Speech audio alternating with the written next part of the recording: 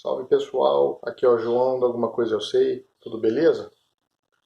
Bom, galera, hoje eu quero estar falando sobre o contexto histórico, né, da formação do judaísmo, né, e à luz da Bíblia, né, eu vou fazer um resumo aqui à luz da Bíblia, o que a Bíblia nos conta, né, para mim puxar para outro assunto, né, que deriva do judaísmo, né, um outro grupo, né, que deriva do judaísmo, e hoje é o que roubaram a cena, vamos dizer assim, né, que a maior parte do que a gente conhece como judeu hoje, né, na verdade são sionistas, né, a maior parte. Então eu vou primeiro laçar aqui, trazer para vocês um contexto histórico, né, do judaísmo, tal como mostrado na Bíblia, e depois eu vou mostrar para vocês, né, no que ele veio a se transformar ao longo do tempo, né.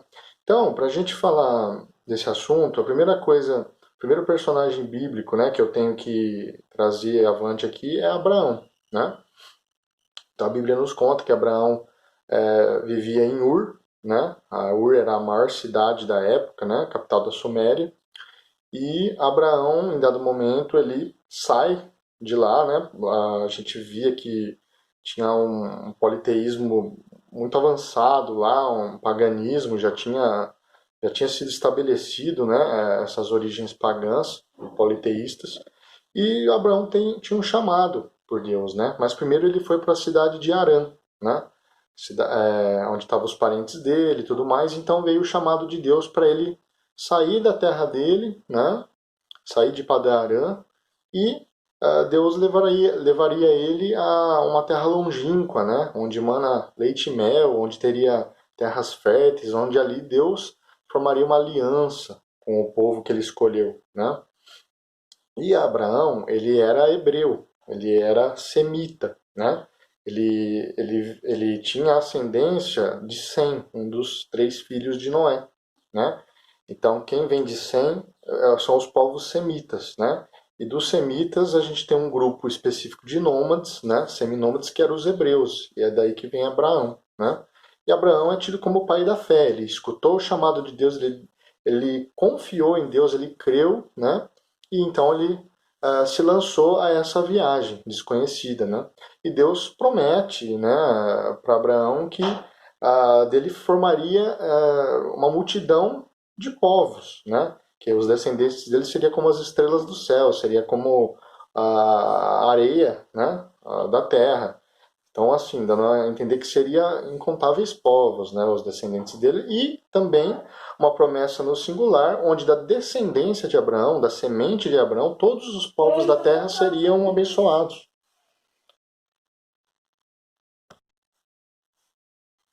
Então, o que acontece é o seguinte, da descendência de Abraão no singular também, né, não só a questão, Deus não fez só a promessa de que os descendentes dele seriam numerosos, como estrelas do céu e as areias da terra, mas também que do descendente de Abraão no singular seriam abençoados todos os povos da terra. Ou seja, quem que é o descendente no singular, onde todos os povos da terra serão abençoados? É Jesus, né? Então, da linhagem de Abraão, lá na frente veio Jesus, o Salvador da humanidade.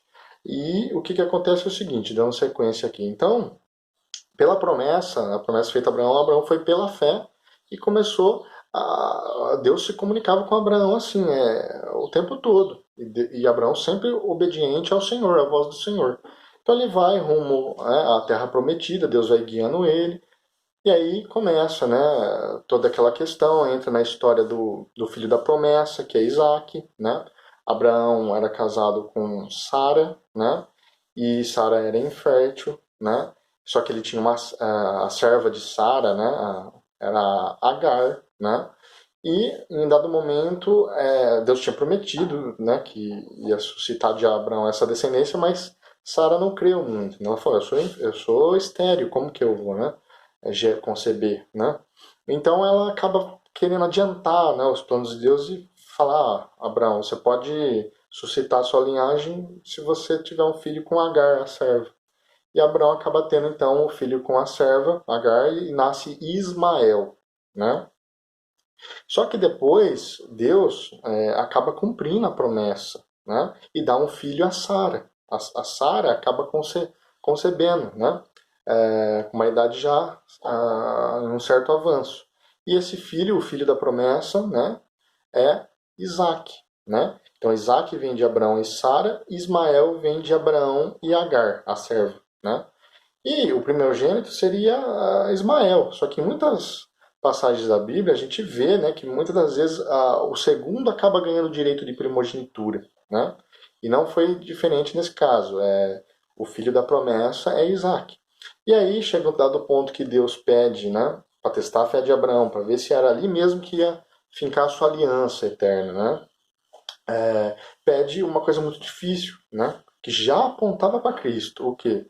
Pede que Abraão dê o seu único filho, o filho da promessa, em sacrifício a Deus. Deus estava testando a fé de Abraão. Então a história nos conta, na história bíblica, que Abraão vai lá, vai oferecer um holocausto ao seu filho Isaac, e na hora certa Deus intervém, né? Não permite que ele faça isso, e prepara um cordeiro substituto para o sacrifício, né? E Abraão, pela fé, sabia que Deus providenciaria um cordeiro, um substituto para o filho dele, né? E isso aponta diretamente para o que Cristo fez na cruz, né? Deus providenciou o sacrifício para toda a humanidade, Jesus Cristo, né? Quem está em Cristo está na graça de Deus, tem a salvação, né? Tem a cobertura da justificação do sangue de Cristo. E lá no tempo de Abraão, esse feito prefigurava, né, apontava para o que Cristo faria na cruz, né? Então a gente tem aqui Deus não permite Abraão fazer o sacrifício de Isaac, né? Deus jamais endossou sacrifícios humanos, ele testou a fé de Abraão e Deus providencia no lugar do filho do filho de Abraão, no lugar de Isaac, providencia um cordeiro, né? Isso aponta para a cruz, que nem eu falei. E aí está estabelecida a aliança com Abraão. Abraão, né? Isaac é o filho da promessa. Abraão passou no teste de fogo que Deus pôs, né? E a partir disso ele é tido como pai da fé. E Deus vai suscitando, né? Vai cumprindo a promessa ao longo de sua linhagem. Então de Isaac, o filho de Abraão, o filho da promessa, nasce Jacó. Depois daquele episódio lá que Jacó persevera em oração, persevera na luta contra o anjo do Senhor, que ali é o próprio Deus, é o próprio Senhor Jesus.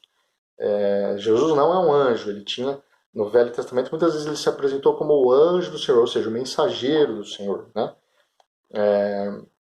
E naquele episódio, Jacó, perseverando em oração, falou: Senhor, eu não vou deixar você sair daqui enquanto você não me dá a minha bênção. E Deus se agradou dele. Deus acabou ferindo a coxa de Jacó, né? Falou: já está raiando o sol, está na hora de eu ir. Pela sua perseverança, vou te dar aquilo que você pediu. Então isso já apontava por quê? Para o ensinamento de a gente perseverar em oração, né? Perseverar em oração, que Deus escuta as nossas orações. E aí Deus muda o nome de Jacó para Israel, né?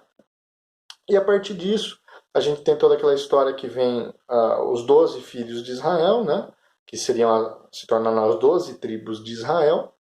E que seriam, tipo, eu não vou lembrar todos, né? Mas Ruben, Simeão, Levi, do Levi vem os levitas, né? Judá, Benjamim, Issacar, Zebulon,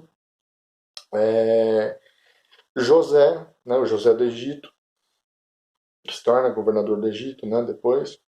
Enfim, e mais alguns aí que formam as 12 tribos de Israel.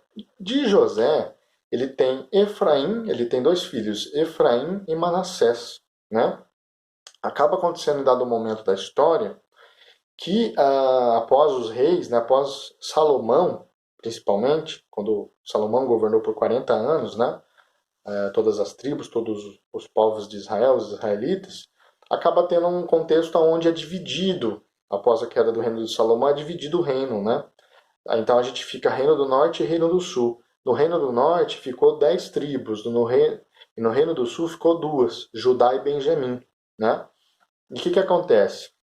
E aí ambos os reinos começaram a guerrear entre eles, começou a ter contenda, eles apostataram do caminho do Senhor, começou a entrar uma série de coisas ruins ali. De maneira que o Reino do Norte ele ficou conhecido como Israel, ele ficou sob o nome de Israel, porque Efraim, né, acabou suscitando, ficou resumido no nome de Efraim, as 10 tribos. Né? E ali ele, a partir da bênção de Jacó, no fim de sua vida, né, ele deu, perdão, a partir da bênção de José, né, no fim de sua vida, ele abençoou quem? Efraim, né? Não, peraí, eu me confundi. Jacó, né, abençoou Efraim, né? E aí o que acontece? Que sobre ele ficou o nome de Israel, que era Jacó. Então as 10 tribos do norte ficaram, resumiu como Israel.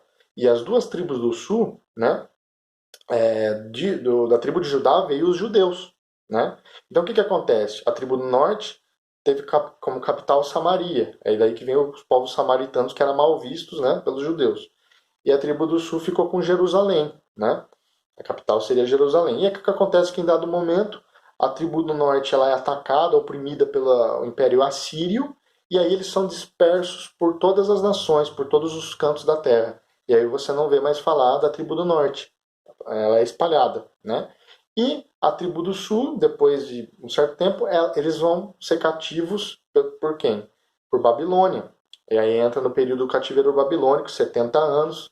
Várias profecias na Bíblia apontavam que a desobediência do povo judeu ia levar eles para isso, e acabou levando. E a gente tem então essa condição, né? Onde os judeus vêm aí exatamente da tribo de Judá. Só que aí, pessoal, o que começa a acontecer? Que aí é onde eu vou entrar no assunto do próximo vídeo, né? Quando eles acabam passando no cativeiro babilônico, esses 70 anos, eles acabam incorporando muitas coisas atreladas ao que veio a ser a cabala judaica, o misticismo judaico, a bruxaria judaica, o ocultismo judaico, né? E a cabala nada mais é do que um arquétipo da árvore do conhecimento do bem e do mal, né? É um conhecimento angelical, oriundo de seres angelicais caídos, né? E a Babilônia incorporava muito isso, né? Prefigurava a escola dos antigos mistérios. E os judeus, que já vinha desde antes desobedecendo a Deus, né? Desde lá no Sinai, né? Quando fizeram o bezerro de ouro, após a escravidão egípcia, né? Dos 400 anos na terra, aí depois dos 40 anos na peregrinação no deserto, no êxodo, né? Eles desobedeceram muito a Deus, várias vezes, desobedecendo a Deus, idolatrando deuses caídos, né? Ídolos, né? Demônios, né? E quando chega depois do cativeiro babilônico, tem um apogeu disso. Então tem um sincretismo ali onde você vê a maior parte dos judeus fazendo apostasia, cometendo apostasia, abandonando a fé, indo a deuses falsos, né? E aí começa a virar uma coisa totalmente heterogênea o judaísmo, né? Começa, anos depois, ter ramificações. Aí tem os fariseus, né? Os saduceus, os essênios, né? Os askenazes, e um monte de divisão, bem parecido como está hoje a situação das ditas igrejas evangélicas, né? Religiões evangélicas. Então você vê uma coisa muito heterogênea, é difícil você falar judeu. Tem vários tipos de judeu, né? Tem os judeus rabínicos, os judeus que só seguem o Talmud, judeus que seguem a Zorá, né? Alguns se remetem mais a seguir o Pentateuco, a Torá, outros seguem a Tanakh, que é todo o Velho Testamento. Tem muita ramificação, né? Não é uma voz só, né? É totalmente heterogêneo. E o que acontece? Que após o cativeiro babilônico, anos depois, pegando esses grupos que miscigenaram, que apostataram da fé original, né? E começaram a idolatrar outros deuses, então começaram a se misturar com as doutrinas dos antigos mistérios, com a cabala, né? Isso acabou culminando num grupo que foi para onde? Para a região do Cáucaso, né? Que é uma região da Europa Oriental, entre a Europa Oriental e a Ásia Ocidental, né? E nessa região do Cáucaso acabou que, em certo momento, a partir da Ásia Central, né? Tinha o quê? Um povo turco, né? O povo turcomano, né? Uns turcos seminômades, né? Que eram os cazares, chamado de cazares. E aí eles se mesclam, né? Com essas vertentes judaicas apóstatas, né? Essas vertentes judaicas cabalísticas, né? E dessas entranhas vai vindo ao que veio a se transformar no quê? Nos judeus casares, né? que é o que? A base do sionismo, né? É a sinagoga de Satanás, né? Da onde vem os sionistas, né? E é o que eu quero falar no próximo vídeo, sobre os sionistas, que são hoje a maior parte daquilo que a gente chama de judeu, né?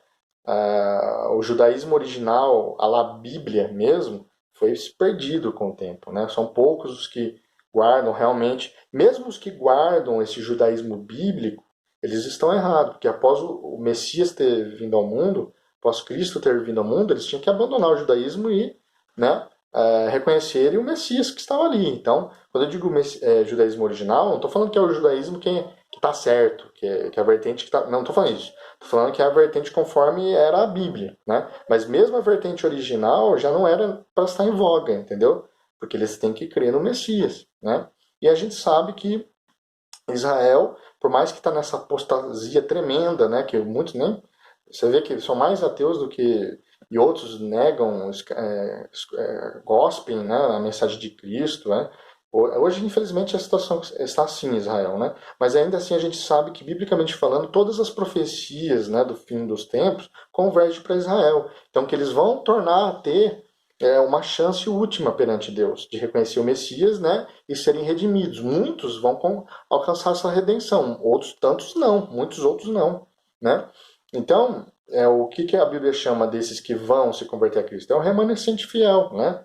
E já começou a ter um presságio disso, um prenúncio disso com o quê? Com a ramificação chamada de judeus messiânicos, pois eles se converteram a Cristo, têm já Cristo como Messias, então aos poucos abandonando aquelas velhas práticas do judaísmo, né? Então isso já é um sinal da figueira, né? Conforme a parábola da figueira, que aponta para o fim, já é um sinal do florescer da figueira. Então, vai chegar um tempo em que eles vão reconhecer a Cristo como Messias. Todos? Não, não são todos. Mas boa parte sim. Então Deus ainda enxerga Israel esperando parte deles se converterem, né? E Israel é o relógio profético de Deus. Então, o que a gente tem que saber aqui, antes de eu falar dos sionistas no próximo vídeo? Que tem cuidado com aqueles cristãos judaizantes que ficam babando o ovo para os judeus, para Israel, para a Terra Prometida.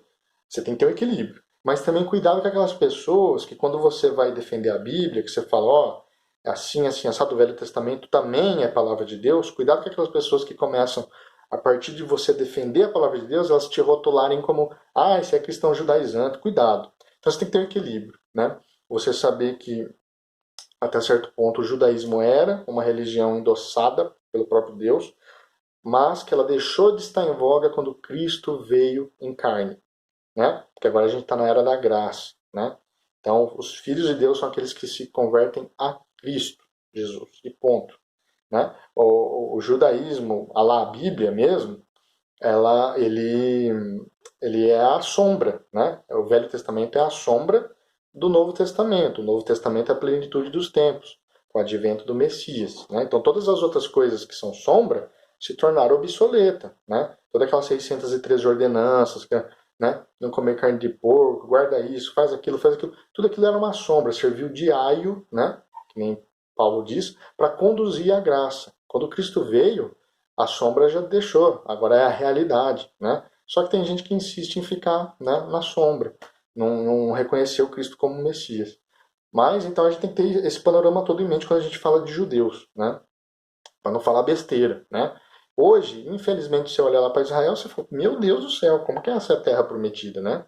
Mas, biblicamente falando, vai ter, e isso não vai demorar para acontecer, porque a gente já está vendo os sinais da figueira, vai ter um ressuscitar, né, vai ter um remanescente que vai se voltar e vai crer em Cristo, vai se converter a Ele. Isso, para mim, já começou com a ramificação conhecida como judeus messiânicos. Mas, infelizmente, a grande parte é isso aí. Judeus cabalistas, judeus talmúdicos, judeus apóstatas, né? É o que a gente está vendo à luz do Evangelho, né? Lá na terra de Israel. E a grande parte do que a gente chama de judeu hoje é os tentáculos dos sionistas, que é o que eu quero falar no próximo vídeo. Bom, então eu vou acabando esse vídeo por aqui. Peço que se gostaram que vocês curtam, que compartilhem e que se inscrevam no canal. Um grande abraço.